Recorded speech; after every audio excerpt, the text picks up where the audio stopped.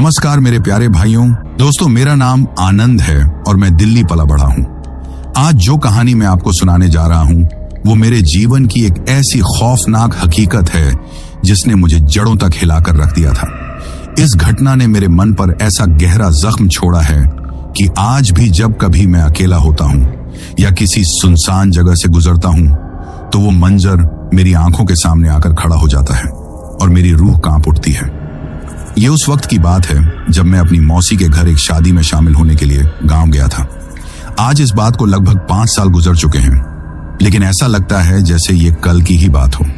हमारे परिवार में ज्यादातर लोग शहरों में ही बस गए हैं, लेकिन मेरी माँ का मायका यानी मेरी मौसी का घर आज भी उत्तर प्रदेश के एक छोटे से गांव में है। गांव का नाम तो मैं नहीं लूंगा, लेकिन इतना बता सकता हूं कि वो जगह जितनी खूबसूरत थी उतनी ही रहस्यमयी भी थी। मेरी मौसी की बेटी यानी मेरी बहन डिंपल की शादी थी। घर में खुशी का माहौल था। चारों तरफ मेहमानों की चहल पहल, बच्चों का शोर शराबा और औरतों के हंसी मजाक की आवाजें गूंज रही थी। मैं लगभग 10 साल बाद उस गांव में आया था, इसलिए मेरे लिए सब कुछ नया नया सा था। बचपन की कुछ धुंधली यादें थीं, लेकिन अब गांव काफी बदल चुका था। शादी की तैयारियां जोरों पर थीं। घर को रंग बिरंगी लड़ियों और फूलों से सजाया जा रहा था। हलवाई अपनी बड़ी बड़ी कढ़ाइयों में पकवान बनाने की तैयारी कर रहे थे और घर के मर्द लोग टेंट और बाकी इंतजाम में लगे हुए थे। मैं भी अपनी तरफ से छोटे मोटे कामों में हाथ बंटा रहा था। दिन तो हंसी खुशी और काम में निकल जाता, लेकिन जैसे जैसे शाम ढलती गांव में एक अजीब सी खामोशी पसर जाती।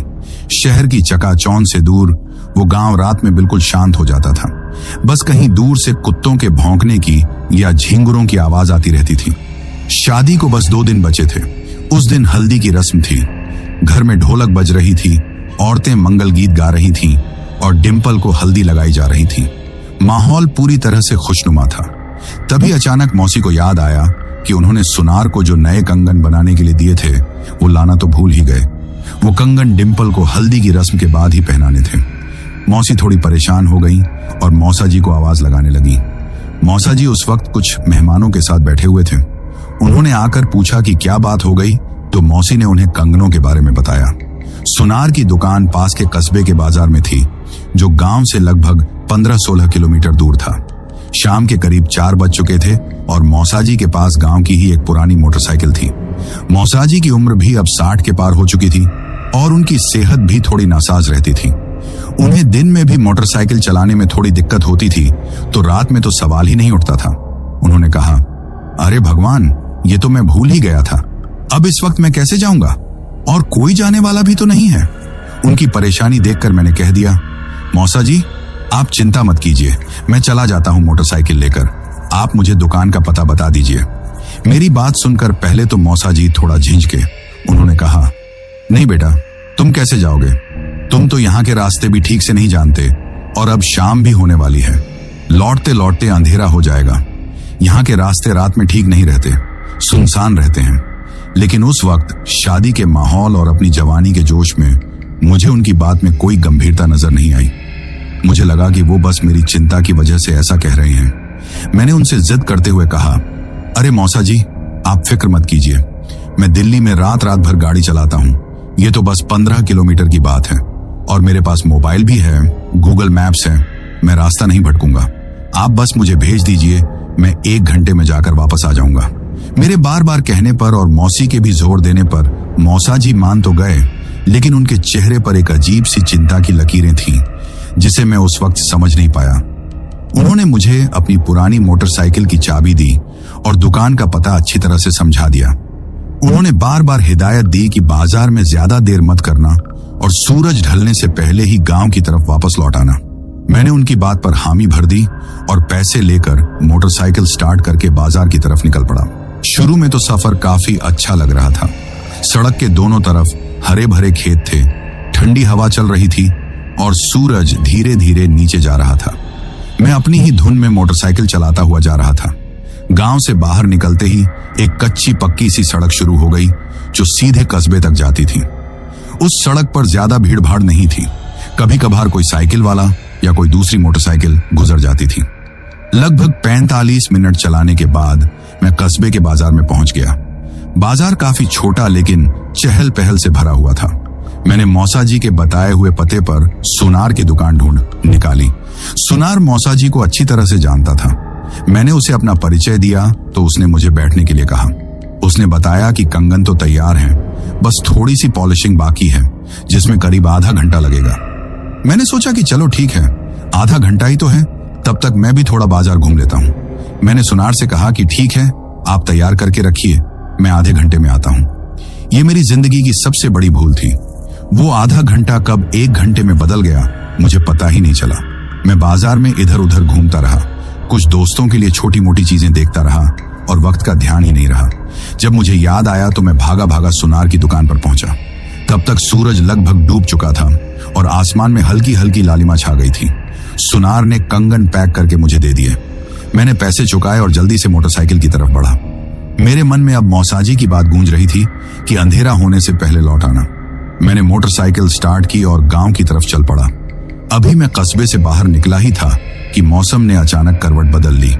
आसमान में काले काले बादल घिर आए थे और तेज हवाएं चलने लगी थी। दिन की रोशनी अब पूरी तरह से खत्म हो चुकी थी और चारों तरफ अंधेरा छा गया था।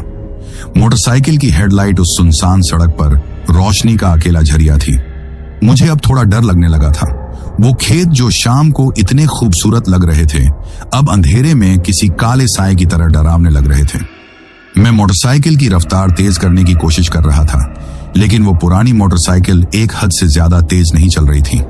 हवा इतनी तेज थी कि मुझे मोटरसाइकिल संभालने में भी मुश्किल हो रही थी। तभी अचानक बूंदाबांदी शुरू हो गई और देखते ही देखते वो बूंदाबांदी एक तेज बारिश में बदल गई। अब मेरी हालत खराब हो चुकी थी। मैं पूरी तरह से भीग गया था। ठंड से मेरे हाथ कांप रहे थे और बारिश की वजह से मुझे आगे का रास्ता भी साफ दिखाई नहीं दे रहा था। मैं मन ही मन खुद को कोस रहा था कि मैंने मौसा जी की बात क्यों नहीं मानी।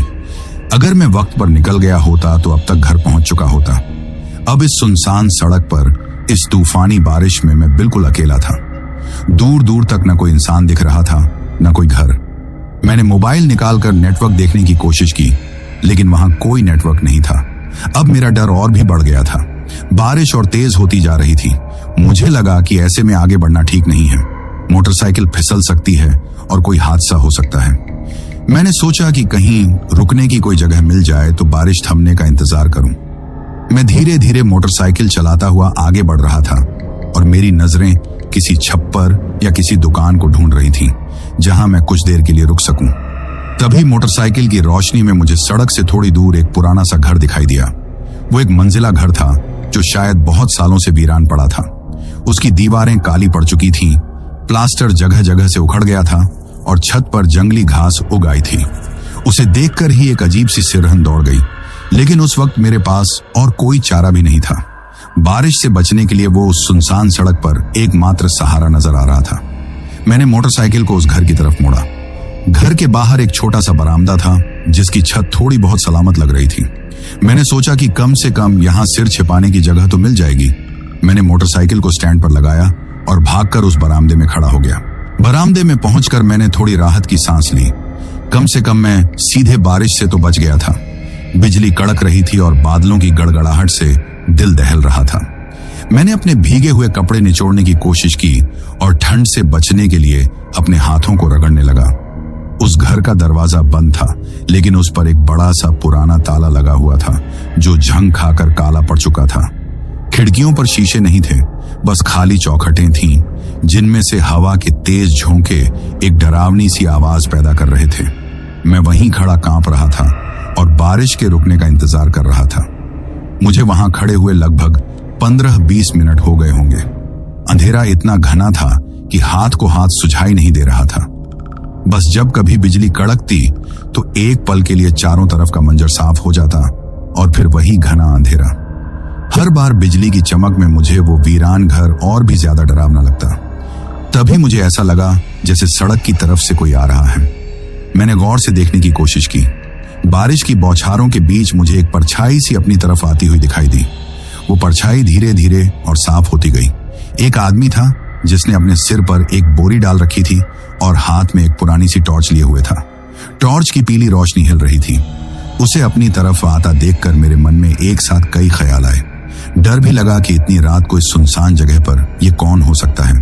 लेकिन एक उम्मीद भी जगी कि शायद कोई मदद मिल जाए। वो आदमी धीरे धीरे चलकर मेरे पास उस बरामदे में आ गया। उसने अपने सिर से बोरी हटाई और मुझे देखकर थोड़ा मुस्कुराया। उसकी शक्ल देखते ही मेरी जान में जान आई। वो कोई और नहीं, मेरे मौसाजी थे। मैंने हैरानी से कहा, मौसाजी, आप यहाँ क्या कर रहे हैं? उन्होंने अपनी टॉर्च का मुंह जमीन की तरफ करते हुए कहा, वो मैं तुम्हें ही देखने आ रहा था। जब बहुत देर हो गई और तुम नहीं लौटे तो घर पर सबको चिंता होने लगी। फिर ये बारिश भी शुरू हो गई तो मैं बस देखने चला आया कि तुम कहाँ रह गए। उनकी बात सुनकर मुझे बहुत शर्मिंदगी महसूस हुई।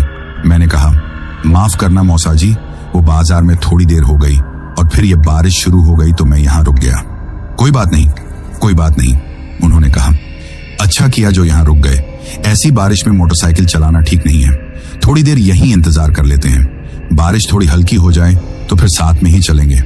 मैं उनकी मौजूदगी से काफी सहज महसूस कर रहा था। मेरा सारा डर खत्म हो गया था। अब मुझे उस वीरान घर से भी डर नहीं लग रहा था। हम दोनों वहीं बरामदे में खड़े होकर बारिश के थमने का इंतजार करने लगे। मैंने उनसे पूछा, लेकिन मौसाजी, आप इतनी बारिश में पैदल कैसे आ गए? मेरी इस बात पर उन्होंने एक पल के लिए मेरी तरफ देखा और फिर एक अजीब सी मुस्कुराहट के साथ बोले, अरे गांव के आदमी हैं बेटा, हमें आदत है इन सब चीजों की। और फिर जब बच्चे की चिंता हो तो माँ बाप को कुछ महसूस नहीं होता। उनकी बात सुनकर मुझे तसल्ली तो हुई, लेकिन मेरे दिमाग के किसी कोने में एक छोटा सा सवाल अटक गया था। घर पर तो और भी लोग थे, जवान लड़के थे। मौसाजी खुद क्यों आए, जिनकी तबीयत खुद ठीक नहीं रहती, और वो भी इतनी तेज बारिश में इस सुनसान रास्ते पर पैदल? लेकिन उस वक्त मैंने इस सवाल को ज्यादा तवज्जो नहीं दी और इसे उनका मेरे लिए प्यार और चिंता समझकर चुप हो गया। मुझे क्या पता था कि ये तसल्ली और ये सुकून बस कुछ ही पलों का मेहमान है और अगली सुबह मेरी जिंदगी हमेशा के लिए बदलने वाली है। मुझे क्या पता था कि जिस इंसान को मैं अपना मौसा समझकर खुद को महफूज महसूस कर रहा हूं, वो असल में कोई और ही है, या शायद कुछ और ही है। दोस्तों, जैसा कि मैंने आपको पिछले एपिसोड में बताया, उस तूफानी रात में उस सुनसान सड़क पर बने वीरान घर के बरामदे में जब मैंने अपने मौसाजी को देखा तो मेरे अंदर की सारी दहशत एक पल में गायब हो गई थी। जिस अकेलेपन और खौफ ने मुझे जकड़ रखा था, वो उनकी शक्ल देखते ही काफूर हो गया था। मुझे लगा कि अब मैं सुरक्षित हूं, अब कोई डर की बात नहीं है। हम दोनों साथ में हैं और जैसे ही बारिश थमेगी हम घर की तरफ निकल जाएंगे। लेकिन उस वक्त मैं इस बात से पूरी तरह अनजान था कि मेरा असली डर तो अब शुरू होने वाला था। वो डर जिसकी कल्पना भी कोई सामान्य इंसान नहीं कर सकता। हम दोनों उस बरामदे में खड़े थे। बारिश की मोटी मोटी बूंदें टीन की कच्ची छत पर पड़कर एक अजीब सा संगीत पैदा कर रही थीं। हवा के तेज झोंके पेड़ों से टकराकर एक भयावह शोर कर रहे थे, जैसे कोई दर्द में कराह रहा हो। मौसाजी ने अपनी टॉर्च की रोशनी को बरामदे के फर्श पर टिका दिया था। उस पीली कांपती हुई रोशनी में मुझे उनके पैर दिखाई दिए। उन्होंने गांव वाले पुराने घिसे हुए जूते पहने थे, जिन पर कीचड़ की मोटी परत जमी हुई थी।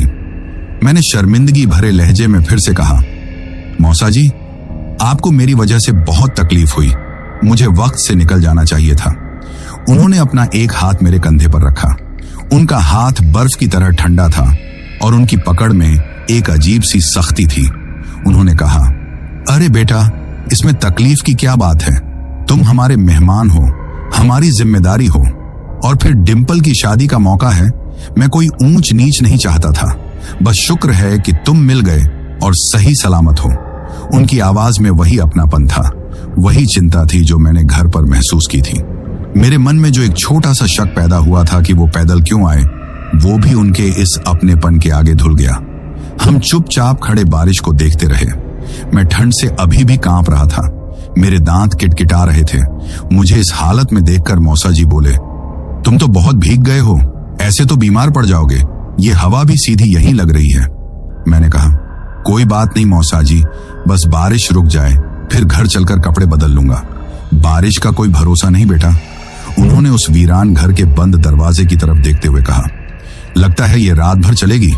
एक काम करते हैं, इस घर के अंदर चलते हैं, कम से कम हवा से तो बचेंगे। उनकी बात सुनते ही मेरे अंदर एक अजीब सी सिहरन दौड़ गई। मैंने उस घर की तरफ देखा। बिजली की कड़कड़ाहट में जब उसका मंजर साफ हुआ तो वो और भी ज्यादा भयानक लग रहा था। दीवारों पर काई जमी हुई थी और टूटी हुई खिड़कियों के काले मुंह ऐसे लग रहे थे जैसे वो घर हमें घूर रहा हो, अंदर आने का निमंत्रण दे रहा हो। मैंने झिझकते हुए कहा, मौसाजी, इसके अंदर? ये तो बंद है और न जाने कैसा घर है। हम यहीं ठीक हैं। मेरी बात सुनकर वो थोड़ा हंसे, लेकिन उनकी हंसी में वो गर्मजोशी नहीं थी, वो एक खोखली सी हंसी थी। डर गए क्या? उन्होंने कहा। अरे बेटा, ये बस एक पुराना खाली घर है। इसके मालिक शहर चले गए थे कई साल पहले, तब से ये ऐसे ही बंद पड़ा है। यहाँ कोई नहीं आता। चलो अंदर, कुछ नहीं होगा। मैं हूं ना तुम्हारे साथ। उनके आखिरी शब्द मैं हूं ना तुम्हारे साथ ने मुझे फिर से हिम्मत दी। मैंने सोचा कि मैं भी कितना डरपोक हूं। जब मौसाजी साथ हैं तो डरने की क्या बात है। ये सचमुच एक खाली घर ही तो होगा। मैंने हामी में सिर हिला दिया। वो उस बड़े से लकड़ी के दरवाजे की तरफ बढ़े। दरवाजे पर एक बहुत पुराना झंग लगा हुआ ताला लटक रहा था। मौसाजी ने अपनी जेब से चाबियों का गुच्छा निकाला और उसमें से एक चाबी लगाकर ताला खोलने की कोशिश करने लगे, लेकिन ताला इतना ज्यादा झंग खा चुका था कि वो हिला भी नहीं। उन्होंने 2-3 बार कोशिश की, लेकिन नाकाम रहे। मैं भी उनके पास चला गया। मैंने कहा, रहने दीजिए मौसाजी, ये नहीं खुलेगा। लगता है सालों से बंद है। उन्होंने मेरी तरफ देखे बिना ही कहा, खुल जाएगा। और ये कहकर उन्होंने चाबी हटाई और ताले को अपनी दोनों हथेलियों में पकड़ लिया। उन्होंने कोई जोर नहीं लगाया, बस उसे पकड़ा और धीरे से खींचा। एक सूखी सी आवाज आई और वो मोटा झंग लगा हुआ ताला किसी बिस्किट की तरह टूटकर उनके हाथ में आ गया। एक पल के लिए मैं सन्न रह गया। वो कोई मामूली ताला नहीं था, वो लोहे का एक भारी ताला था जिसे तोड़ने के लिए हथौड़े की जरूरत पड़ती। और मौसाजी, जिनकी उम्र 60 से ज्यादा थी और जो खुद कहते थे कि अब उनके हाथों में पहले जैसी जान नहीं रही, उन्होंने उसे इतनी आसानी से कैसे तोड़ दिया? मेरे मुंह से निकला, मौसाजी, ये कैसे? उन्होंने टूटे हुए ताले को ऐसे जमीन पर फेंक दिया जैसे वो कोई मामूली पत्थर हो। उन्होंने मेरी तरफ मुड़कर मुस्कुराते हुए कहा, गांव की हवा पानी में आज भी बहुत ताकत है बेटा, तुम शहर वाले क्या जानो। फिर उन्होंने दरवाजे को धक्का दिया। एक दिल दहला देने वाली चरमराहट के साथ वो भारी दरवाजा अंदर की तरफ खुल गया। अंदर से एक अजीब सी दुर्गंध बाहर आई। वो दुर्गंध सीलन, सड़ती हुई लकड़ी, धूल और किसी ऐसी चीज की मिली जुली गंध थी जिसे मैं पहचान नहीं पा रहा था। वो एक ऐसी गंध थी जो नाक में घुसकर सीधे दिमाग पर असर कर रही थी। मौसाजी ने अपनी टॉर्च की रोशनी अंदर डाली और बोले, आ जाओ अंदर। मैं थोड़ा हिचकिचाया, लेकिन उनके पीछे पीछे उस घर की दहलीज के अंदर कदम रख दिया। जैसे ही मैंने अंदर कदम रखा, ऐसा लगा जैसे बाहर की दुनिया से मेरा नाता टूट गया हो। बारिश और हवा की आवाज अचानक बहुत धीमी हो गई थी, जैसे हम किसी और ही दुनिया में आ गए हों। दरवाजा हमारे पीछे अपने आप एक भारी आवाज के साथ बंद हो गया, जिससे मैं उछल पड़ा। ये दरवाजा अपने आप कैसे बंद हो गया? मैंने घबराई हुई आवाज में पूछा। हवा से हो गया होगा, मौसाजी ने बिना किसी भाव के कहा और आगे बढ़ गए। हम एक बड़े से कमरे में खड़े थे। शायद ये घर का बैठक रहा होगा। मौसाजी की टॉर्च की हिलती हुई रोशनी में जो कुछ भी दिख रहा था वो किसी डरावने सपने जैसा था। कमरे के बीच में कुछ सोफे और कुर्सियां पड़ी थीं, जिन्हें सफेद चादरों से ढका गया था। उन चादरों पर धूल की इतनी मोटी परत जमी थी कि उनका असली रंग भी पता नहीं चल रहा था। दीवारों पर लगे जाले किसी कलाकार की बनाई हुई कलाकृति की तरह लग रहे थे, मोटे और घने। छत के कोनों से लेकर दीवारों तक हर जगह मकड़ियों ने अपना साम्राज्य बना रखा था। फर्श पर धूल और सूखे पत्तों का ढेर लगा हुआ था। एक कोने में एक पुरानी सी मेज पड़ी थी, जिस पर शायद कभी कोई गुलदस्ता रखा होगा, लेकिन अब वहां सिर्फ एक खाली धूल भरा गुलदान था। दीवारों का प्लास्टर जगह जगह से झड़ चुका था और उसके नीचे से झांकती हुई ईंटें किसी जख्म की तरह लग रही थीं। मैंने अपने मोबाइल की टॉर्च जलाई।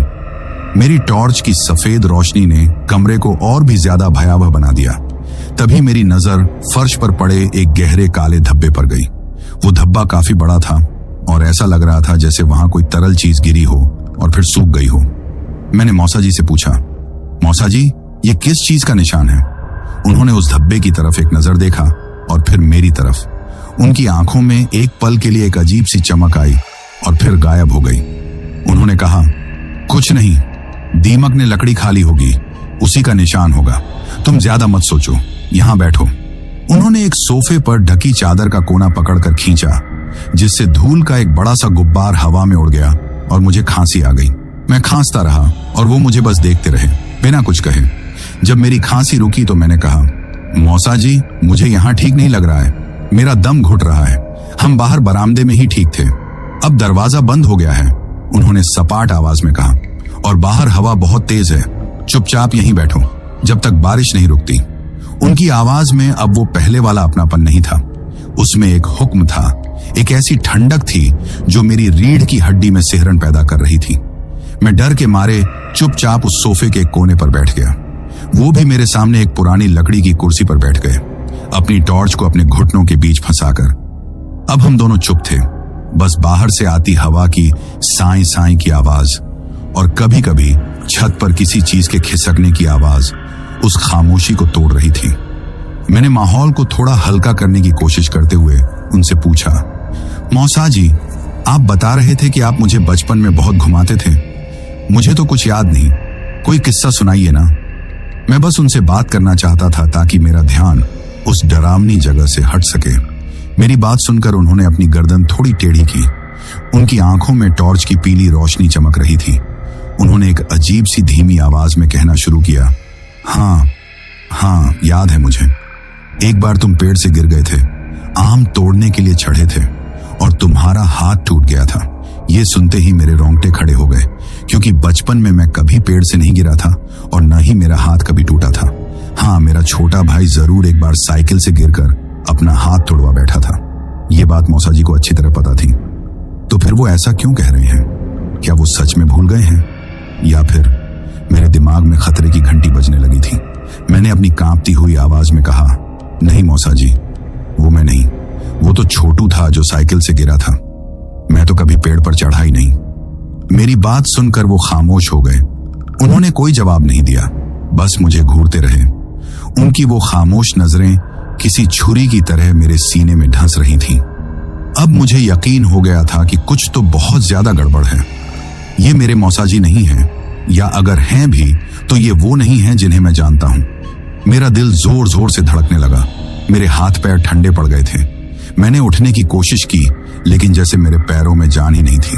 मैंने कहा, मौसा जी, मुझे घर जाना है, बारिश होती रहेगी, मैं चला जाऊंगा।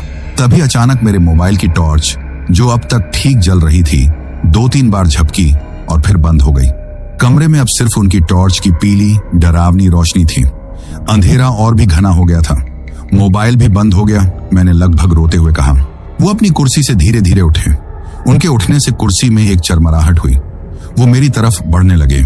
हर कदम के साथ मेरा दिल उछलकर मेरे मुंह को आ रहा था। डर लग रहा है? उन्होंने पूछा, और इस बार उनकी आवाज बिल्कुल अलग थी। वो एक भारी, खुरदरी और मर्दाना आवाज नहीं थी। वो एक पतली, फुसफुसाती हुई आवाज थी, जिसमें एक अजीब सी मक्कारी भरी हुई थी। वो मेरे बिल्कुल करीब आकर खड़े हो गए। मैंने डर के मारे अपनी आंखें बंद कर ली। मुझे लगा कि ये मेरी जिंदगी का आखिरी पल है। आंखें खोलो, उस बदली हुई आवाज ने कहा। मैंने हिम्मत करके अपनी आंखें खोली। उन्होंने अपनी टॉर्च का मुंह जमीन पर कमरे के एक कोने की तरफ कर दिया था। उस रोशनी के घेरे में जो चीज मुझे दिखाई दी, उसे देखकर मेरी चीख मेरे गले में ही फंस कर रह गई। उस कोने में धूल और जालों के बीच एक छोटी बच्ची की पायल पड़ी हुई थी। चांदी की एक पायल जिस पर छोटे छोटे घुंघरू लगे थे।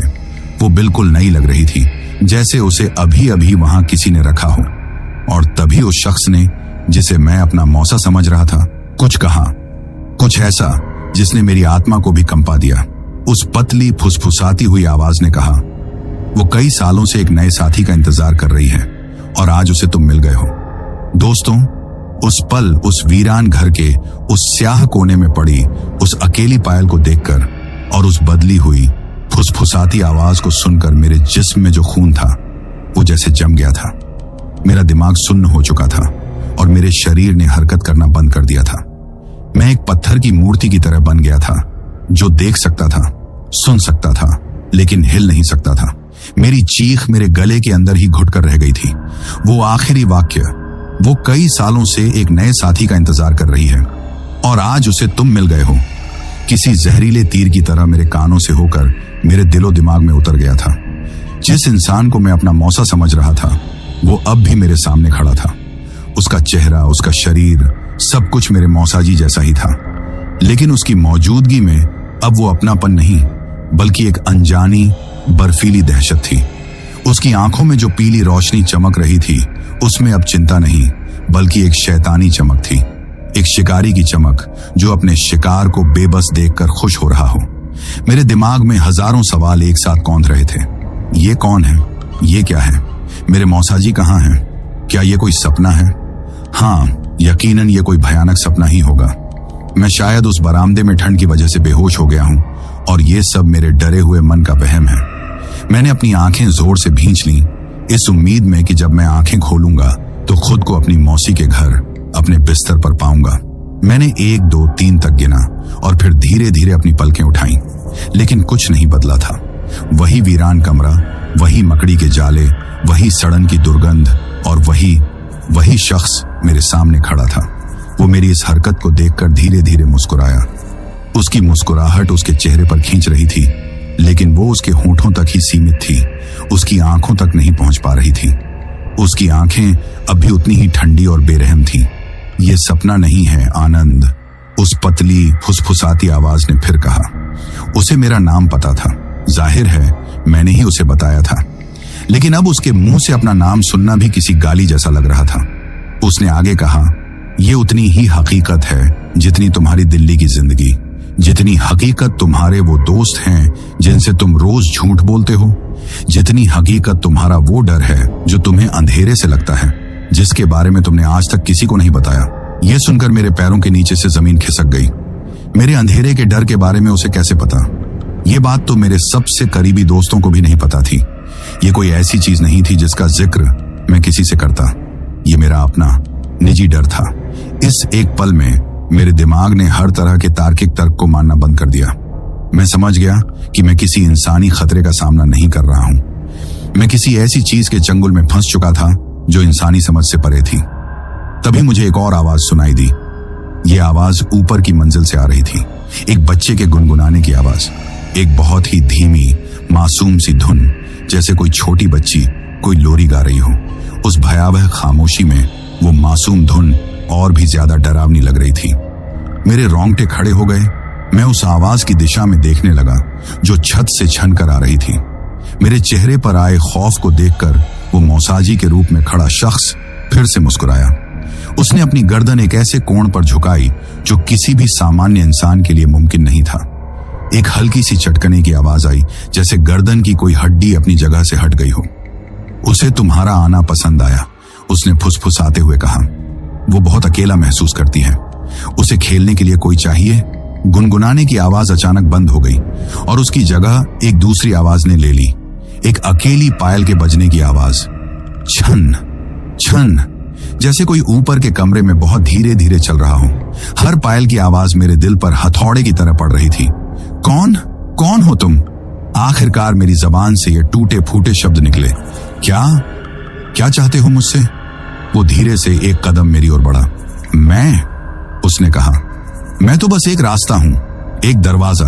मैं उसके लिए नए दोस्त लाता हूं जो इस रास्ते पर भटक जाते हैं, जो इस घर में पनाह लेते हैं। मैं उन्हें उससे मिलवाता हूं। उसके हर शब्द के साथ कमरे का तापमान गिरता जा रहा था। मुझे अब ऐसी ठंड लग रही थी जो मेरे जिस्म के अंदर से आ रही थी, मेरी हड्डियों को गला रही थी। ऊपर से पायल की आवाज अब तेज हो गई थी। छन छन, जैसे कोई अब दौड़ रहा हो, खुशी से उछल रहा हो। और उस पायल की आवाज के साथ साथ मुझे एक बच्ची के हंसने की आवाज भी सुनाई दी, एक खिलखिलाती हुई हंसी जो उस वीरान घर में गूंजकर एक भयावह चीख में बदल रही थी। बस बहुत हो चुका था। मेरे अंदर का सारा डर एक पल के लिए गुस्से और जिंदा रहने की चाहत में बदल गया। मेरा दिमाग चिल्ला रहा था, भागो आनंद, यहां से भागो। इसी एक सोच ने मेरे बेजान पड़े शरीर में बिजली भर दी। मैं अपनी पूरी ताकत से सोफे से उछलकर खड़ा हुआ और उस दरवाजे की तरफ भागा जिससे हम अंदर आए थे। मुझे उम्मीद थी कि मैं उसे चौंका दूंगा, कि मुझे कुछ सेकंड का समय मिल जाएगा, लेकिन जैसे ही मैं भागा मुझे लगा जैसे हवा गाड़ी हो गई हो। ऐसा लगा जैसे मैं हवा में नहीं बल्कि किसी दलदल में दौड़ रहा हूं। मेरे पैर भारी हो गए और मेरी गति धीमी पड़ गई। उस खौफनाक हस्ती ने मुझे रोकने की कोशिश नहीं की। वो वहीं खड़ा रहा, मुझे अपनी तरफ पीठ करके भागते हुए देखता रहा। मुझे महसूस हो रहा था कि वो मुस्कुरा रहा है। मैं किसी तरह लड़खड़ाता हुआ दरवाजे तक पहुंचा। मैंने दरवाजे के हैंडल को पकड़कर अपनी पूरी ताकत से खींचा। दरवाजा हिला भी नहीं। मैंने उसे धक्का दिया, उस पर अपने कंधे से जोर लगाया, उसे लातें मारी। मैं पागलों की तरह उस पर अपनी पूरी शक्ति का इस्तेमाल कर रहा था, लेकिन वो दरवाजा जैसे पत्थर का बन गया था। वो हिल भी नहीं रहा था। मैं हाँफने लगा। मेरी सारी ऊर्जा खत्म हो रही थी। मैं पसीने में लथपथ था, लेकिन मेरा शरीर अंदर से कांप रहा था। मैं दरवाजे पर अपना सिर टिकाकर रोने लगा। मैं बेबस था, लाचार था। मैंने कहा था ना, पीछे से वही फुसफुसाती हुई आवाज आई, ये घर किसी को इतनी आसानी से जाने नहीं देता, इसे मेहमान बहुत पसंद हैं। मैं धीरे धीरे पलटा। वो अब भी वहीं खड़ा था।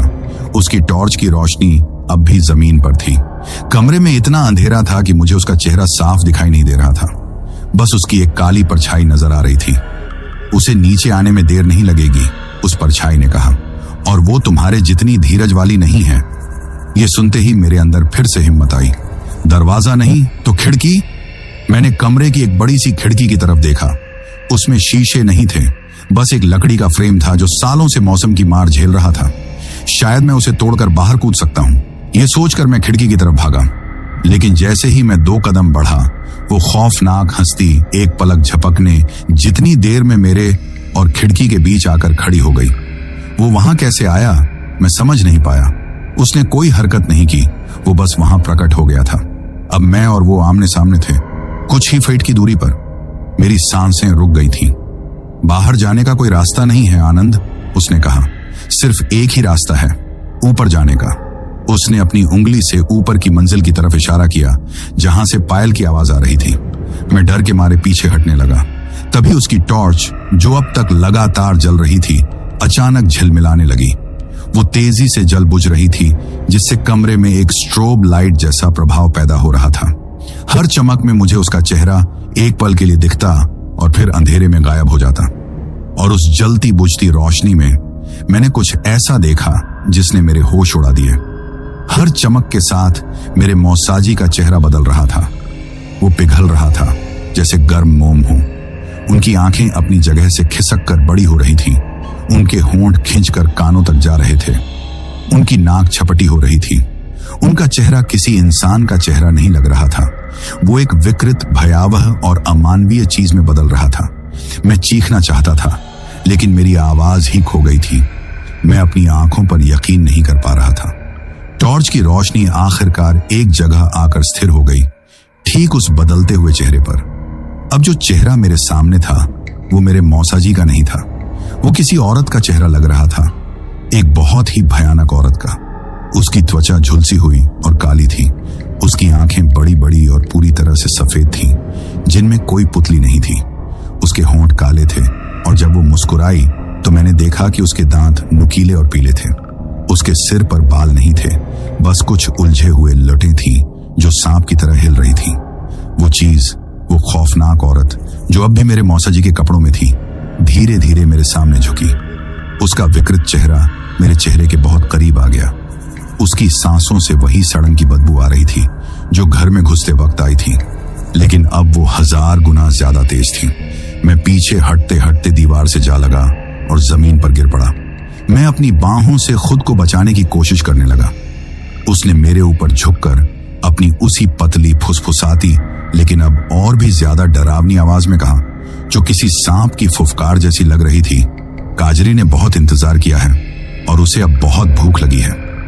दोस्तों, उस खौफनाक, विकृत चेहरे को अपने इतने करीब देखकर और उसकी उस फुसफुसाती हुई जहरीली आवाज में उसका नाम काजरी और उसकी भूख का जिक्र सुनकर मेरे अंदर कुछ टूट गया। वो डर की आखिरी हद थी, वो सीमा जिसके पार इंसान सोचने समझने की हालत में नहीं रहता। उस एक पल में मेरा दिमागी संतुलन पूरी तरह से बिगड़ गया।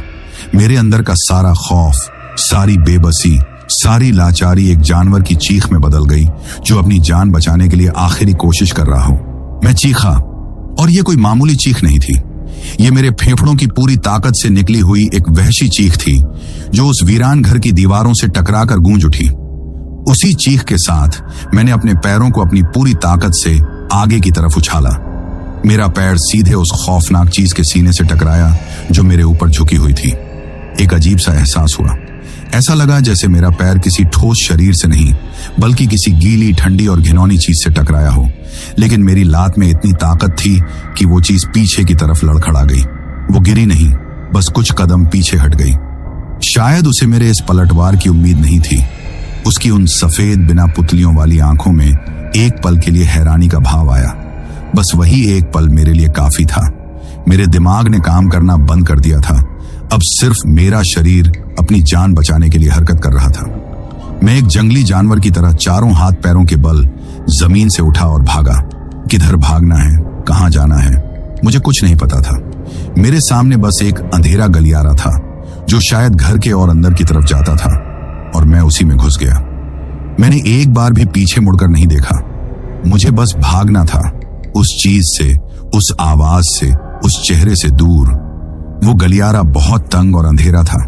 ऐसा लग रहा था जैसे मैं किसी कब्र के अंदर दौड़ रहा हूं। दीवारों से प्लास्टर की जगह काई की मोटी परतें लटक रही थीं, जो मेरे कपड़ों से और मेरे चेहरे से टकरा रही थीं।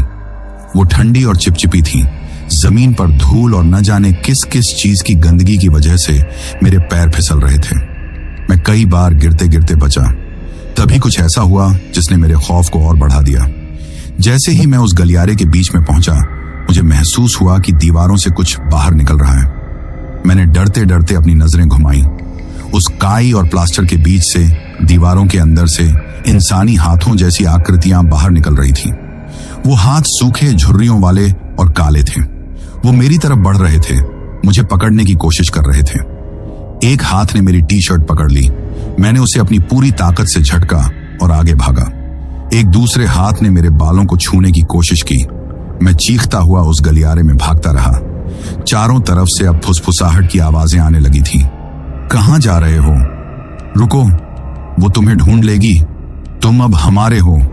और इन सब आवाजों के ऊपर मुझे अब भी ऊपर की मंजिल से उस पायल की आवाज और उस बच्ची की खिलखिलाहट सुनाई दे रही थी, जैसे वो मेरे इस डर के खेल का पूरा मजा ले रही हो। मुझे लगा कि यह गलियारा कभी खत्म ही नहीं होगा। ऐसा लग रहा था जैसे ये अपनी लंबाई खुद ब खुद बढ़ा रहा है, मुझे अपने अंदर फंसाने के लिए। लेकिन तभी मुझे आगे एक दरवाजा दिखाई दिया। मैंने अपनी बची खुची सारी ताकत लगाकर उस दरवाजे की तरफ दौड़ लगा दी। मैं दरवाजे से टकराता हुआ एक दूसरे कमरे में जा गिरा। यह शायद उस घर की रसोई थी। मेरे गिरते ही कमरे में रखी स्टील की कुछ प्लेटों में झनझनाहट हुई और वो जमीन पर गिर पड़ी, जिससे मेरा दिल उछलकर मुंह को आ गया। मैंने कांपते हुए उठकर उस रसोई का जायजा लिया। वो जगह किसी कसाई खाने से कम नहीं लग रही थी। एक पुरानी सी मेज पर सड़ा हुआ खाना पड़ा था, जिस पर कीड़े रेंग रहे थे। दीवार पर लगी कीलों पर कुछ पुराने झंग लगे हुए चाकू लटक रहे थे, जो मेरे घुसते ही ऐसे हिले जैसे कोई उन्हें इस्तेमाल करने वाला हो। छत से किसी काले गाढ़े तरल की बूंदें टपक रही थीं। उसकी गंध इतनी घिनौनी थी कि मुझे उल्टी आ गई। मैं अपनी सांसों को काबू करने की कोशिश कर रहा था। तभी मेरी नजर उस रसोई की खिड़की पर पड़ी। वो एक छोटी सी खिड़की थी, लेकिन मेरे लिए वो जन्नत का दरवाजा थी। उस पर शीशा नहीं था, लेकिन उसे बाहर की तरफ से लकड़ी के 3-4 मोटे तख्तों से बंद किया गया था। तख्ते पुराने और गले हुए लग रहे थे। मुझे लगा कि शायद मैं इन्हें तोड़ सकता हूं। यही मेरा एकमात्र मौका था। मैं खिड़की की तरफ लपका और उन तख्तों को अपनी उंगलियों से पकड़कर खींचने की कोशिश करने लगा। वो बहुत मजबूती से लगे हुए थे। मेरे नाखून छिल गए, मेरी उंगलियों से खून बहने लगा, लेकिन मैं पागलों की तरह लगा रहा। तभी रसोई के दरवाजे पर मुझे वही परछाई दिखाई दी। काजरी वो दरवाजे पर खड़ी थी। वो दौड़कर नहीं आई थी, वो बहुत धीरे धीरे आराम से चलकर आई थी, जैसे उसे पता हो कि मैं कहीं भाग नहीं सकता। उसका वो विकृत भयानक चेहरा मुझे ही घूर रहा था और उसके काले होंठों पर एक घिनौनी मुस्कान थी। मैंने कहा था ना, उसकी फुफकारती हुई आवाज रसोई में गूंजी। भागने का कोई रास्ता नहीं है। वो धीरे धीरे मेरी तरफ बढ़ने लगी। मैं जानता था कि अगर वो मेरे पास पहुंच गई तो सब खत्म हो जाएगा। मेरी नजरें घबराहट में किसी हथियार को ढूंढ रही थीं। तभी मुझे जमीन पर पड़ा एक मोटा लकड़ी का बेलन दिखाई दिया। शायद कभी इस रसोई में उससे रोटियां बनती होंगी। मैंने एक पल भी नहीं सोचा। मैं नीचे झुका, बेलन उठाया और अपनी पूरी ताकत से उसे उस डरावनी चीज की तरफ फेंका। लेकिन एक हैरत अंगेज घटना हुई। वो बेलन हवा में घूमता हुआ उसकी तरफ गया और उसके शरीर के आर पार निकल गया, जैसे वो कोई इंसान नहीं बल्कि धुएं का एक बादल हो। बेलन उसके पीछे की दीवार से एक भारी आवाज के साथ टकराया और जमीन पर गिर पड़ा। वो वहीं खड़ी हंसने लगी, एक सूखी खौफनाक हंसी। मुझे इन चीजों से नहीं मार सकते मूर्ख लड़के, उसने कहा। तुम अब उसके हो, हमेशा हमेशा के लिए। तुम उसके नए खिलौने बनोगे। उसकी बात सुनकर मेरी सारी उम्मीदें खत्म हो गईं। मैं समझ गया कि मैं एक ऐसी ताकत से लड़ रहा हूं जिसे मैं हरा नहीं सकता। मैं हार गया था। मैं जमीन पर घुटनों के बल बैठ गया और रोने लगा। लेकिन शायद किस्मत को कुछ और ही मंजूर था। जब मैंने हताशा में खिड़की के तख्ते पर अपना हाथ मारा तो एक चमत्कार हुआ। सबसे नीचे वाला तख्ता, जो शायद बारिश और सीलन से पूरी तरह गल चुका था, एक तेज आवाज के साथ टूट गया। एक पल के लिए मैं उसे देखता रहा। एक उम्मीद की किरण, उस डरावनी चीज ने भी उस आवाज को सुना। उसकी हंसी बंद हो गई। नहीं, वो चीखी और तेजी से मेरी तरफ झपटी। लेकिन अब बहुत देर हो चुकी थी। मेरे अंदर न जाने कहां से बिजली जैसी फुर्ती आ गई। मैं उठा और उस टूटे हुए तख्ते की जगह पर अपनी लात मारी। एक और तेज आवाज आई और दूसरा तख्ता भी टूट गया। अब वहां बाहर निकलने के लिए काफी जगह बन गई थी। मैंने एक पल भी बर्बाद नहीं किया। मैंने उस खिड़की से बाहर की तरफ छलांग लगा दी। हवा में एक पल के लिए मुझे ऐसा लगा जैसे मैं आजाद हो गया हूं। मैं खिड़की के टूटे हुए लकड़ी के फ्रेम और कीलों से छिलता हुआ बाहर जमीन पर कीचड़ और बारिश में जा गिरा। मेरी पीठ में और मेरी बाहों में कई जगह कट गया था। दर्द की एक तेज लहर मेरे पूरे शरीर में दौड़ गई। लेकिन मैं जिंदा था। मैं उस घर से बाहर था। मैंने पीछे मुड़कर नहीं देखा। मुझे उस घर के अंदर से एक ऐसी दिल दहला देने वाली चीख सुनाई दी जो किसी इंसान की नहीं हो सकती थी। वो गुस्से, हताशा और नफरत से भरी एक चीख थी। वो एक ऐसे शिकारी की चीख थी जिसके मुंह से उसका शिकार छीन लिया गया हो। मैं कीचड़ में सने हुए कपड़ों के साथ उठा और अपनी मोटरसाइकिल की तरफ भागा, जो अब भी उस वीरान घर के सामने खड़ी थी। बारिश अब भी हो रही थी। मैं मोटरसाइकिल तक पहुंचा। मेरे हाथ इतने बुरी तरह कांप रहे थे कि मैं चाबी को ताले में नहीं डाल पा रहा था। मैंने 2-3 बार कोशिश की। पीछे से मुझे उस घर के दरवाजे के खुलने की चरमराहट सुनाई दी। मैंने हिम्मत करके पीछे नहीं देखा। मुझे पता था कि अगर मैंने देख लिया तो मेरे हाथ पैर फिर से जम जाएंगे। आखिरकार चाबी लग गई। मैंने इग्निशन ऑन किया और सेल्फ स्टार्ट का बटन दबाया। एक क्लिक की आवाज आई और फिर खामोशी। मोटरसाइकिल स्टार्ट नहीं हुई। पुरानी मोटरसाइकिल बारिश में खड़ी खड़ी ठंडी हो गई थी। हे भगवान, प्लीज स्टार्ट हो जा, मैं मन ही मन गिड़गिड़ाया। मुझे अपने पीछे तेजी से कदमों की नहीं बल्कि किसी चीज के घिसटने की आवाज सुनाई दी, जो कीचड़ में फिसलती हुई मेरी तरफ बढ़ रही थी। मैंने एक बार फिर बटन दबाया। एक और क्लिक और फिर घर घराहट की आवाज। आवाज बहुत करीब आ गई थी। मुझे अपने पीछे किसी की बर्फीली मौजूदगी का एहसास हो रहा था। मुझे सड़न की वो बदबू फिर से आने लगी थी। मैंने आंखें बंद कर ली और आखिरी बार अपनी पूरी उम्मीद के साथ बटन को दबाए रखा। एक लंबी घरघराहट के बाद इंजन चालू हो गया। उसकी आवाज उस वक्त मेरे लिए दुनिया का सबसे खूबसूरत संगीत थी। मैंने एक पल भी नहीं गंवाया। मैंने क्लच दबाया, पहला गियर लगाया और एक्सेलरेटर को पूरा घुमा दिया। मोटरसाइकिल का पिछला पहिया कीचड़ में एक पल के लिए फिसला और फिर तेजी से आगे बढ़ गया। मैं उस खौफ की जगह से, उस मौत के घर से दूर, उस अंधेरी बारिश में भीगी सड़क पर ऐसे भागा जैसे मेरे पीछे मौत खुद पड़ी हो। मैंने शीशे में देखने की हिम्मत नहीं की। मेरे कानों में अब भी उस शैतानी औरत की चीखें गूंज रही थीं। मैं बस अपनी जान बचाकर भाग रहा था, इस बात से अनजान कि ये खौफ अभी खत्म नहीं हुआ है, बल्कि ये तो बस एक भयानक शुरुआत है। दोस्तों, उस पुरानी खटारा मोटरसाइकिल का इंजन उस रात मेरे लिए किसी फरिश्ते की दुआ की तरह था। जैसे ही वो स्टार्ट हुई, मैंने एक पल भी नहीं सोचा। मैंने एक्सेलरेटर को इतना घुमाया जितना घुमा सकता था और उस मौत की दहलीज से अपनी जिंदगी को भगा कर ले चला। मेरे पीछे उस वीरान घर से आती वो गुस्से और नफरत भरी चीख मेरे कानों में पिघले हुए शीशे की तरह उतर रही थी, लेकिन मैंने पीछे मुड़कर देखने की गलती नहीं की। मैं उस कीचड़ भरी अंधेरी सड़क पर मोटरसाइकिल को भगा रहा था। बारिश की बूंदें अब भी गिर रही थीं और हवा के ठंडे झोंके मेरे गीले शरीर से टकराकर मेरी हड्डियों तक को कंपा रहे थे। मेरे जिस्म पर लगे घावों में बारिश का पानी और कीचड़ घुस रहा था, जिससे तेज जलन हो रही थी। लेकिन उस वक्त मुझे किसी भी शारीरिक दर्द का एहसास नहीं हो रहा था। मेरा पूरा वजूद, मेरी पूरी चेतना सिर्फ एक ही चीज पर केंद्रित थी, भागो। उस 10-12 किलोमीटर का रास्ता मुझे 100 किलोमीटर से भी ज्यादा लंबा लग रहा था। सड़क के दोनों तरफ खड़े पेड़ अंधेरे में किसी दानव की तरह लग रहे थे, जो अपनी शाखें फैलाकर मुझे पकड़ने की कोशिश कर रहे हों। हर थोड़ी दूर पर जब मोटरसाइकिल की हेडलाइट किसी झाड़ी पर पड़ती तो मुझे एक पल के लिए काजरी का वो भयानक चेहरा नजर आता और मैं डर के मारे चीख पड़ता। मैं बार बार मोटरसाइकिल के साइड मिरर में देख रहा था, इस खौफ के साथ कि कहीं वो मेरे पीछे तो नहीं आ रही। मुझे कई बार ऐसा लगा कि मैंने शीशे में एक काली परछाई को हवा में तैरते हुए देखा है, लेकिन मैं तुरंत अपनी नजरें सामने सड़क पर गड़ा लेता।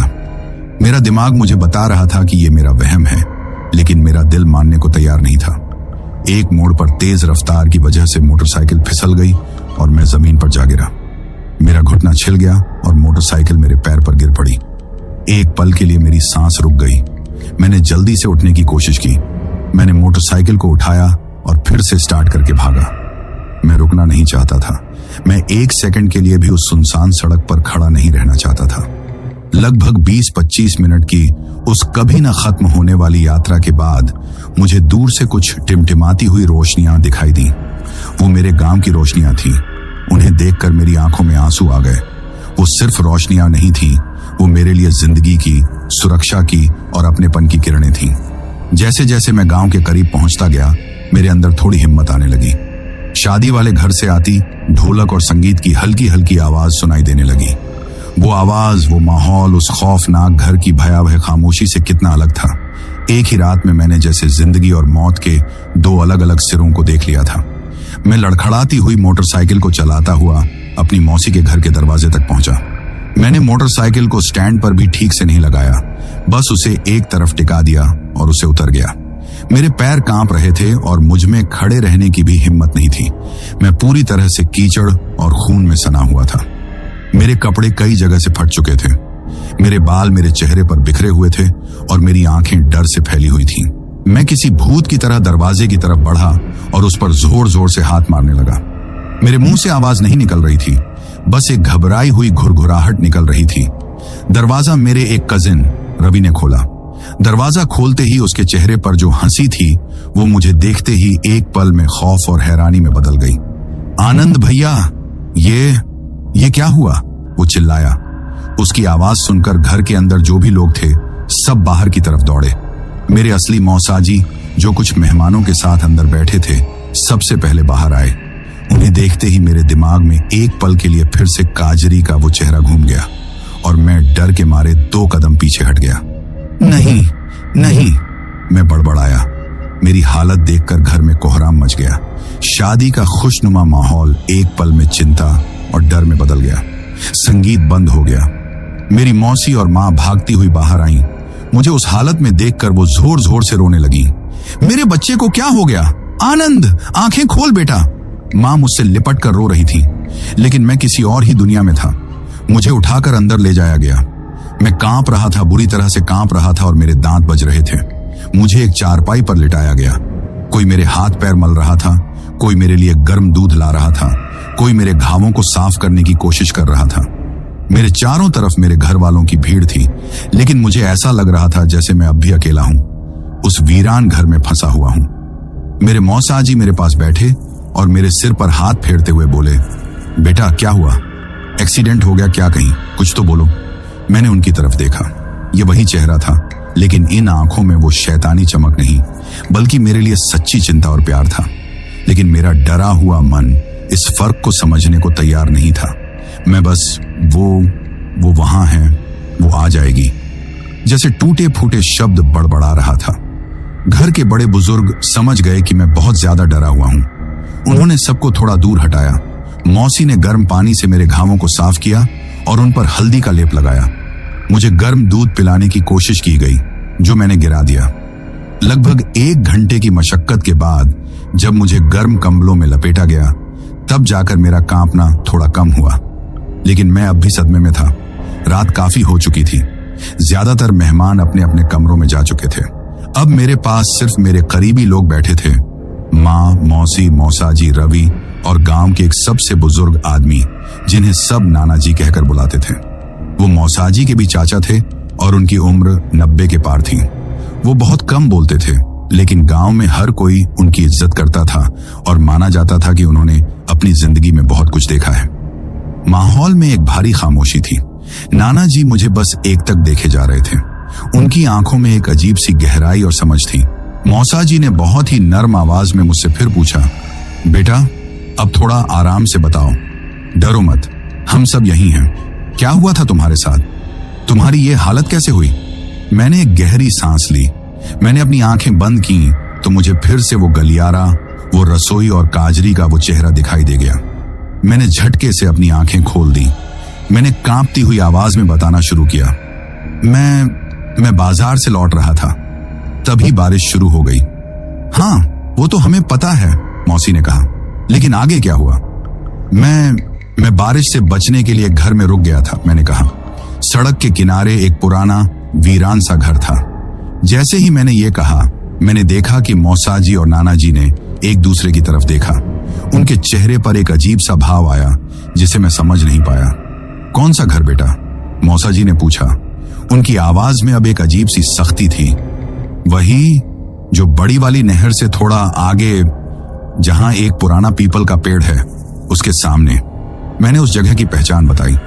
ये सुनते ही नाना जी, जो अब तक चुप थे, उन्होंने अपनी लाठी को जमीन पर एक बार जोर से पटका। कमरे में मौजूद हर शख्स सिहर गया। मौसी ने डर के मारे अपने पल्लू से मुंह ढक लिया। सर्वनाश! नाना जी की भारी आवाज कमरे में गूंजी। लड़के, तू उस मनहूस हवेली में घुस गया? हवेली? मैं हैरान था। वो तो एक छोटा सा घर था। बाहर से छोटा दिखता है वो, मौसा जी ने घबराई हुई आवाज में कहा, लेकिन वो इस गांव की सबसे बड़ी बला है। तुम्हें वहां नहीं जाना चाहिए था। मैंने सुबह ही कहा था कि अंधेरा होने से पहले लौट आना। मेरे अंदर अब थोड़ी हिम्मत आई। मैंने कहा, मैं वहां अकेला नहीं था, आप भी तो वहां थे मेरे साथ। मैंने मौसा जी की तरफ इशारा करते हुए कहा। मेरी बात सुनकर सब चौंक गए। मौसा जी ने हैरानी से कहा, मैं तो पूरे दिन घर से बाहर ही नहीं निकला। मैं तो यहीं मेहमानों के साथ बैठा था। नहीं, मैं लगभग चीख पड़ा। आप आए थे, आपके हाथ में टॉर्च थी। आपने ही कहा था कि अंदर चलते हैं। आपने ही वो झंग लगा ताला तोड़ा था। अब कमरे में मौत जैसा सन्नाटा पसर गया था। माँ और मौसी की आंखों में अब डर साफ झलक रहा था। नाना जी ने अपनी गहरी आंखों से मुझे घूरते हुए पूछा, और क्या हुआ उस घर में? और फिर मैंने उन्हें सब बता दिया। उस बदली हुई आवाज के बारे में, उस पायल की आवाज के बारे में, दीवारों से निकलते हाथों के बारे में, उस विकृत चेहरे के बारे में, और आखिर में मैंने कांपते हुए उस नाम का जिक्र किया। उसने अपना नाम काजरी बताया। काजरी नाम सुनते ही ऐसा लगा जैसे कमरे में किसी ने बम फोड़ दिया हो। मौसी ने जोर से हे भगवान कहा और रोने लगी। रवि डर के मारे उठकर मेरे और करीब आ गया। मौसा जी का चेहरा सफेद पड़ चुका था। सिर्फ नाना जी शांत थे, लेकिन उनकी शांति किसी आने वाले तूफान का संकेत दे रही थी। उन्होंने अपनी आंखें बंद कर लीं और एक गहरी सांस ली। कुछ देर बाद जब उन्होंने आंखें खोली तो उनमें गुस्सा, डर और अफसोस का मिला जुला भाव था। उन्होंने मौसा जी की तरफ देखकर एक ऐसी आवाज में कहा जो सालों के दबे हुए दर्द और राज से भारी थी, वक्त आ गया है रमेश, अब बच्चे को सब सच बताना ही होगा। वो काजरी की दहलीज से जिंदा लौटकर आया है। वो उसे इतनी आसानी से नहीं छोड़ेगी। उसे पता होना चाहिए कि उसका सामना किससे हुआ है। दोस्तों, नाना जी के वो आखिरी शब्द, उसे पता होना चाहिए कि उसका सामना किससे हुआ है, कमरे की खामोशी में किसी पत्थर की तरह गिरे और डर की लहरें पैदा कर गए। सब चुप थे। बस मेरी और मौसी की सिसकियों की आवाज उस खामोशी को चीर रही थी। माँ ने मुझे कसकर पकड़ लिया था, जैसे वो मुझे किसी अनदेखी ताकत से बचाने की कोशिश कर रही हूं। माहौल में एक अजीब सा भारीपन था, जैसे किसी के दफनाने से पहले होता है। नाना जी ने अपनी पुरानी झुर्रियों वाली उंगलियों से अपनी आंखों को मला, जैसे वो किसी बहुत पुरानी और दर्दनाक याद को साफ करने की कोशिश कर रहे हों। उन्होंने पास में रखे लोटे से पानी पिया और एक गहरी थकी हुई सांस ली।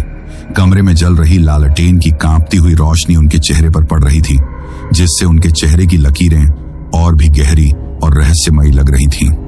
ये बात आज से लगभग 70 साल पुरानी है, नाना जी ने अपनी भारी धीमी आवाज में कहना शुरू किया। उनकी आवाज में वक्त की धूल थी और अनगिनत राजों का बोझ था। तब मैं तुम्हारी उम्र का एक नौजवान हुआ करता था। ये गांव तब ऐसा नहीं था। यहाँ खुशहाली थी, रौनक थी, और उस रौनक की सबसे बड़ी वजह थी वो हवेली, जिसे आज तुम लोग मनहूस कहकर बुलाते हो। मैं हैरानी से उनकी तरफ देखने लगा।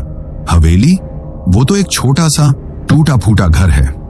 आज वो घर है बेटा, नाना जी ने कहा, लेकिन उस जमाने में वो इस पूरे इलाके की सबसे शानदार हवेली थी। उसके मालिक थे जमींदार हरनाम सिंह। बड़े ही भले और इज्जतदार आदमी थे। पूरी रियासत में उनके जैसा अमीर और रहमदिल कोई नहीं था।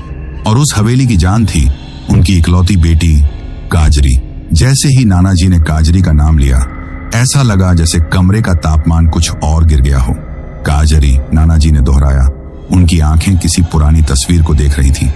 वो लड़की नहीं थी, कुदरत का करिश्मा थी। इतनी खूबसूरत कि चांद भी उसे देखकर शर्मा जाए। उसकी हंसी, उसकी शरारतें पूरे गांव में मशहूर थीं। उसे चांदी की पायल पहनने का बहुत शौक था। जब वो हवेली के बगीचे में दौड़ती थी तो उसकी पायल की आवाज दूर तक सुनाई देती थी। वो जिंदगी से भरपूर थी। वो इस गांव की आत्मा थी। नाना जी कुछ देर के लिए चुप हो गए, जैसे उन यादों में खो गए हों। फिर उन्होंने आगे कहना शुरू किया। काजरी की मंगनी पास के गांव के एक नौजवान ठाकुर के लड़के सूरज प्रताप से हुई थी।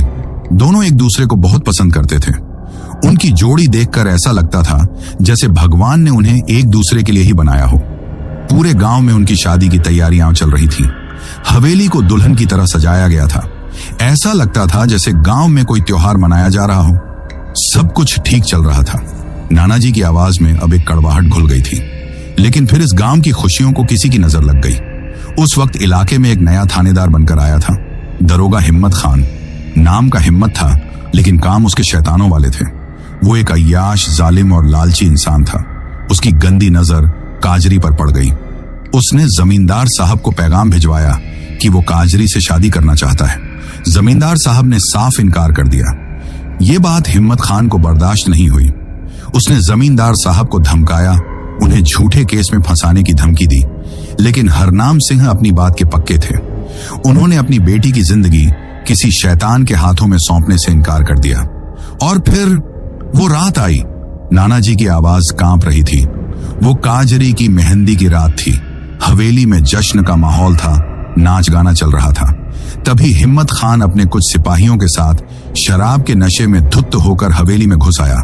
उसने और उसके आदमियों ने हवेली को चारों तरफ से घेर लिया। नाना जी ने अपनी आंखें बंद कर ली। उन्होंने हवेली में कत्लेआम मचा दिया। जो भी सामने आया उसे मार डाला।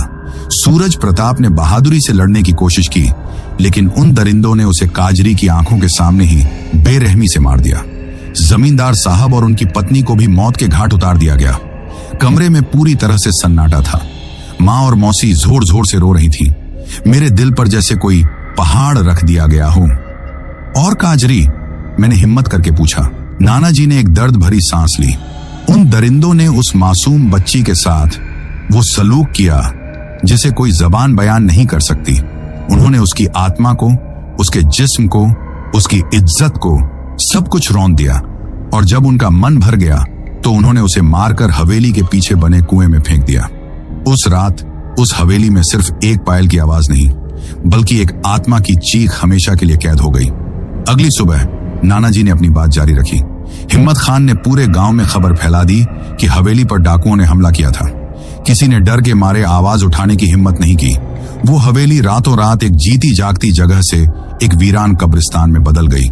लोग उसके पास से गुजरने से भी डरने लगे। कुछ दिनों बाद उस रास्ते पर अजीब अजीब घटनाएं होने लगी। रात में वहां से गुजरने वाले लोगों को एक औरत के रोने की आवाज सुनाई देती। कभी किसी को एक अकेली पायल की आवाज सुनाई देती। फिर हिम्मत खान और उसके वो सिपाही जो उस गुनाह में शामिल थे, एक एक करके मरने लगे। कोई सड़क हादसे में, किसी की लाश उसी कुएं में मिली, किसी ने डर के मारे खुद को फांसी लगा ली। उनके शरीर ऐसी हालत में मिलते थे कि देखकर किसी की भी रूह कांप जाए।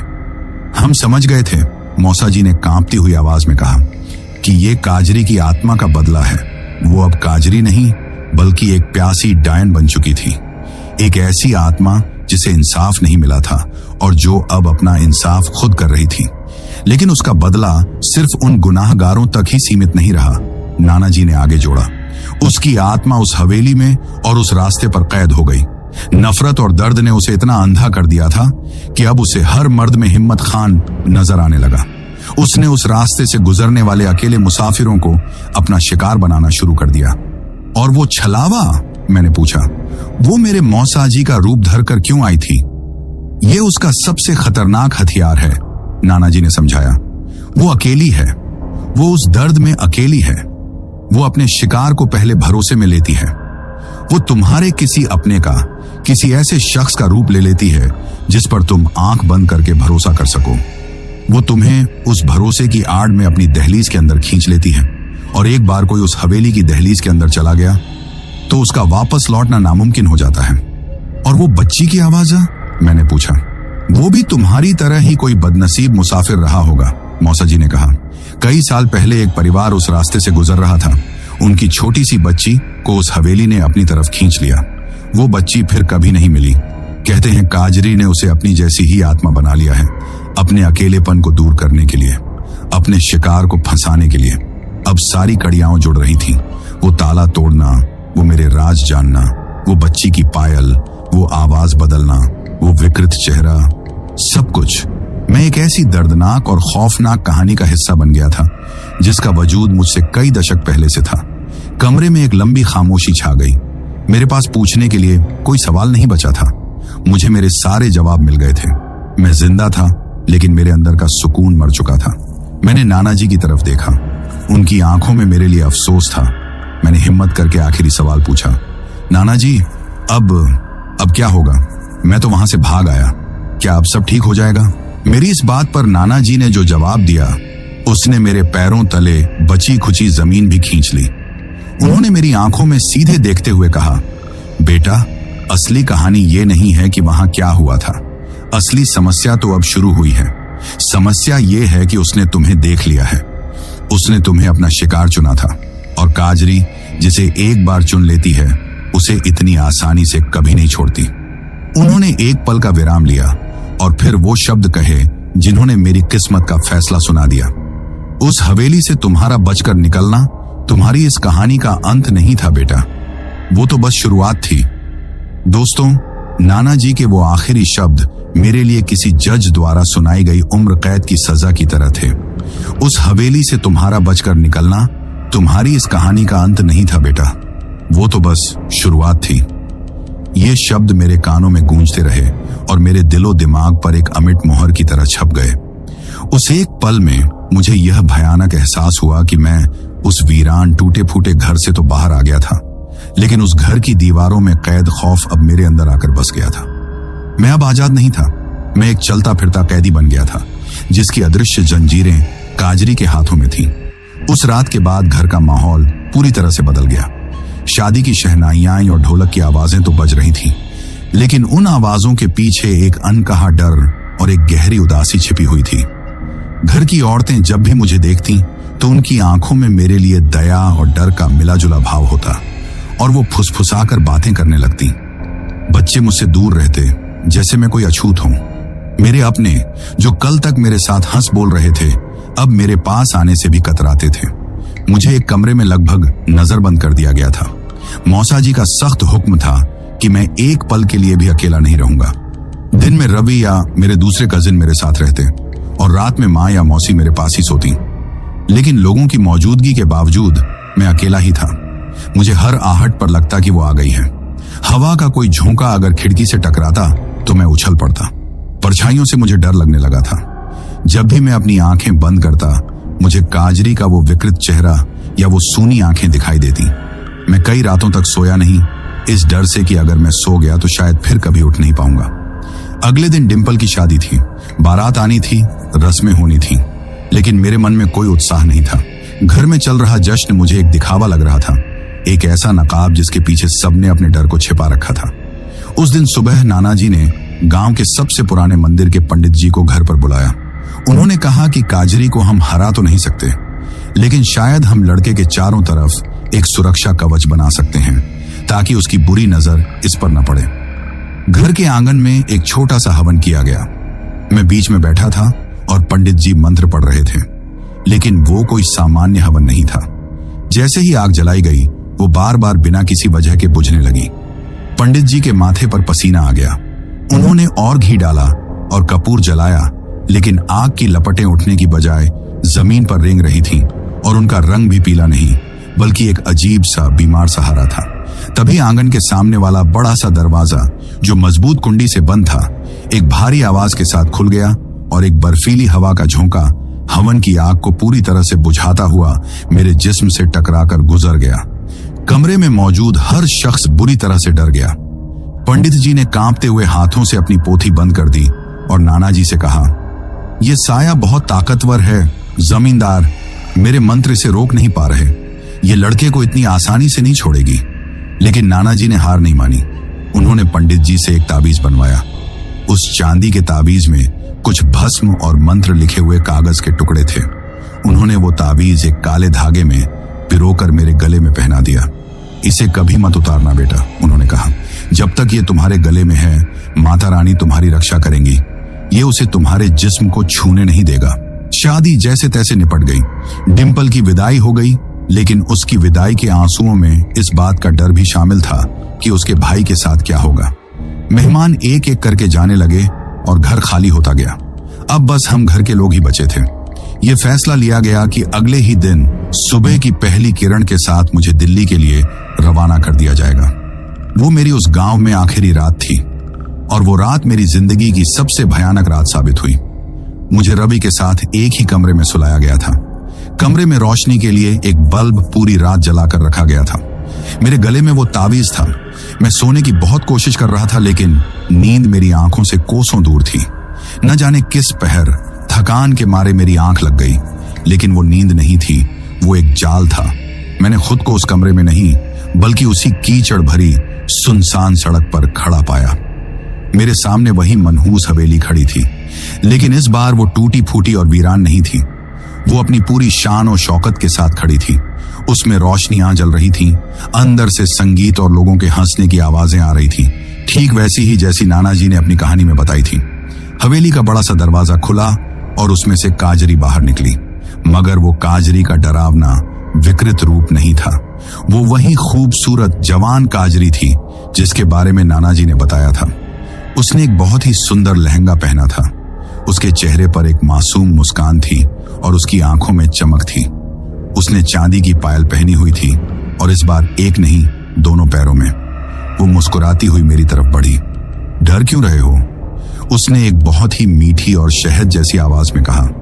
देखो मेरा घर कितना सुंदर है, अंदर सब जश्न मना रहे हैं। तुम भी चलो, मैं बहुत अकेली हूं, तुम मेरे दोस्त बन जाओ, हम हमेशा साथ रहेंगे। उसने अपना हाथ मेरी तरफ बढ़ाया। एक पल के लिए मैं सच में उसकी बातों में आ गया। उसकी आवाज में इतना दर्द और अकेलापन था कि मेरा दिल पिघलने लगा। मुझे लगा कि शायद यही सही है।